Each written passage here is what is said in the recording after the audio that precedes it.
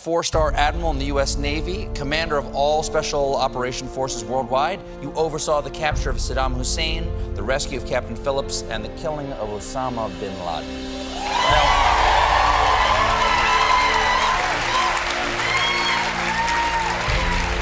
If you think it's hard to change the lives of 10 people, change their lives forever, you're wrong. I saw it happen every day in Iraq and Afghanistan. A young Army officer makes a decision to go left instead of right down a road in Baghdad, and the 10 soldiers with him are saved from a close-in ambush.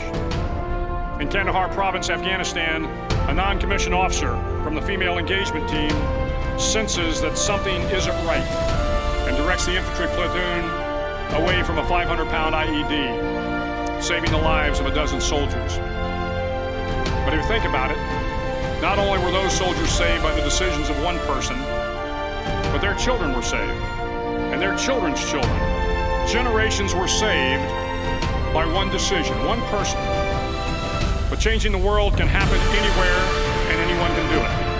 So what starts here can indeed change the world. But the question is, what will the world look like after you change it? Well, I'm confident that it will look much, much better.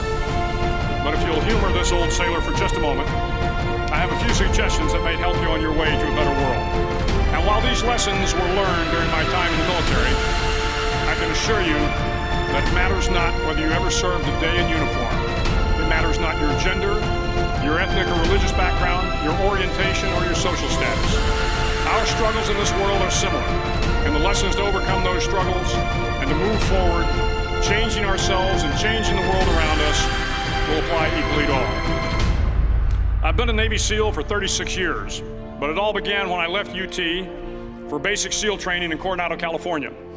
Basic SEAL training is 6 months of long, torturous runs in the soft sand, midnight swims in the cold water off San Diego, obstacle courses, unending calisthenics, days without sleep, and always being cold, wet, and miserable. It is 6 months of being constantly harassed by professionally trained warriors who seek to find the weak of mind and body and eliminate them from ever becoming a Navy SEAL. But the training also seeks to find those students who can lead in an environment of constant stress, chaos, failure, and hardships. To me, basic SEAL training was a lifetime of challenges crammed into 6 months. So here are the 10 lessons I learned from basic SEAL training that hopefully will be of value to you as you move forward in life. Every morning in SEAL training, my instructors, who at the time were all Vietnam veterans, would show up in my barracks room, and the first thing they'd do was inspect my bed. If you did it right, the corners would be square, the covers would be pulled tight, the pillow centered just under the headboard, and the extra blanket folded neatly at the foot of the rack. It was a simple task, mundane at best, but every morning we were required to make our bed to perfection. It seemed a little ridiculous at the time, particularly in light of the fact that we were aspiring to be real warriors, tough, battle-hardened SEALs. But the wisdom of this simple act has been proven to me many times over. If you make your bed every morning, you will have accomplished the first task of the day. It will give you a small sense of pride, and will encourage you to do another task, and another, and another. And by the end of the day, that one task completed will have turned into many tasks completed. Making your bed will also reinforce the fact that the little things in life matter.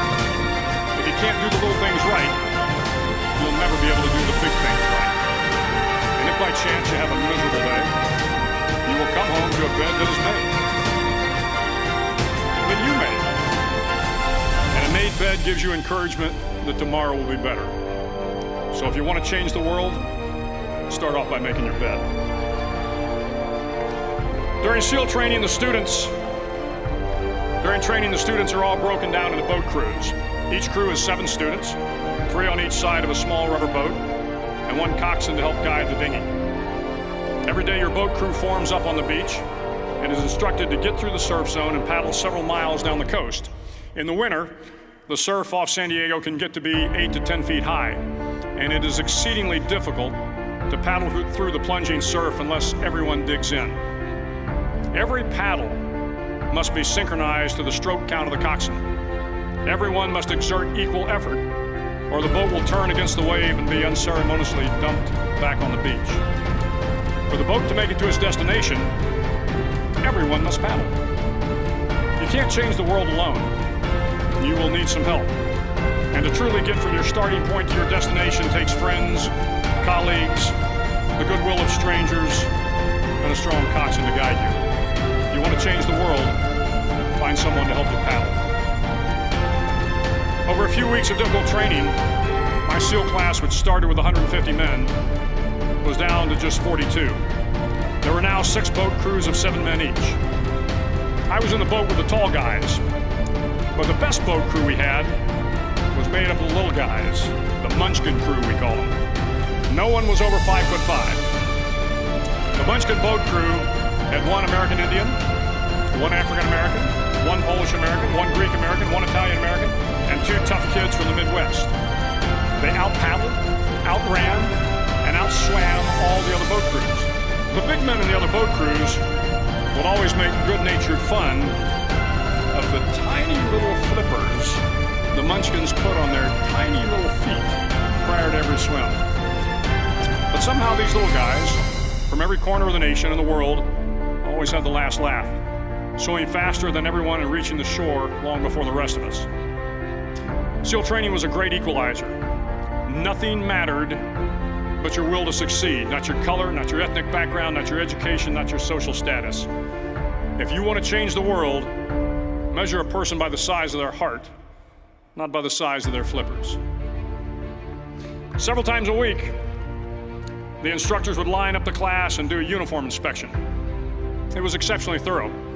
Your hat had to be perfectly starched, your uniform immaculately pressed, your belt buckle shiny and void of any smudges. But it seemed that no matter how much effort you put into starching your hat or pressing your uniform or polishing your belt buckle, it just wasn't good enough. The instructors would find something wrong. For failing the uniform inspection, the student had to run, fully clothed, into the surf zone. Then wet from head to toe, roll around on the beach until every part of your body was covered with sand. The effect was known as sugar cookie. You stayed in the uniform the rest of the day, cold, wet, and sandy. There were many a student who just couldn't accept the fact that all their efforts were in vain, that no matter how hard they tried to get the uniform right, it went unappreciated. Those students didn't make it through training. Those students didn't understand the purpose of the drill. You were never going to succeed. You were never going to have a perfect uniform. The instructors weren't going to allow it. Sometimes, no matter how well you prepare or how well you perform, you still end up as a sugar cookie. It's just the way life is sometimes. If you want to change the world, get over being a sugar cookie and keep moving forward. Every day during training, you were challenged with multiple physical events: long runs, long swims, obstacle courses, hours of calisthenics, something designed to test your mettle. Every event had standards, times you had to meet. If you failed to meet those times, those standards, your name was posted on a list, and at the end of the day, those on the list were invited to a circus. A circus was 2 hours of additional calisthenics designed to wear you down, to break your spirit, to force you to quit. No one wanted a circus. A circus meant that for that day, you didn't measure up. A circus meant more fatigue, and more fatigue meant that the following day would be more difficult and more circuses were likely. But at some time during SEAL training, everyone made the circus list. But an interesting thing happened to those who were constantly on the list. Over time, those students who did 2 hours of extra calisthenics got stronger and stronger. The pain of the circuses built inner strength and physical resiliency. Life is filled with circuses. You will fail. You will likely fail often. It will be painful. It will be discouraging. At times, it will test you to your very core. But if you want to change the world, don't be afraid of the circuses. At least twice a week, the trainees were required to run the obstacle course. The obstacle course contained 25 obstacles, including a 10-foot wall, a 30-foot cargo net, a barbed wire crawl, to name a few. But the most challenging obstacle was the slide for life. It had a 3-level, 30-foot tower at one end, and a one-level tower at the other. In between was a 200-foot-long rope. You had to climb the three-tiered tower, and once at the top, you grabbed the rope, swung underneath the rope, and pulled yourself hand over hand until you got to the other end. The record for the obstacle course had stood for years when my class began in 1977. The record seemed unbeatable, until one day a student decided to go down the slide for life head first. Instead of swinging his body underneath the rope and inching his way down, he bravely mounted the top of the rope and thrust himself forward. It was a dangerous move, seemingly foolish and fraught with risk. Failure could mean injury and being dropped from the course. Without hesitation, the student slid down the rope perilously fast. Instead of several minutes, it only took him half that time. And by the end of the course, he had broken the record. If you want to change the world, sometimes you have to slide down the obstacles head first. During the land warfare phase of training, the students are flown out to San Clemente Island, which lies off the coast of San Diego. The waters off San Clemente are a breeding ground for the great white sharks. To pass SEAL training, there are a series of long swims that must be completed. One is the night swim. Before the swim, the instructors joyfully brief the students on all the species of sharks that inhabit the waters off San Clemente. They assure you, however, that no student has ever been eaten by a shark. It's not that they can remember. But you are also taught that if a shark begins to circle your position, stand your ground. Do not swim away. Do not act afraid. And if the shark, hungry for a midnight snack, darts towards you, then summons up all your strength and punch him in the snout, and he will turn and swim away. There are a lot of sharks in the world. If you hope to complete the swim, you will have to deal with them. If you want to change the world, don't back down from the shark.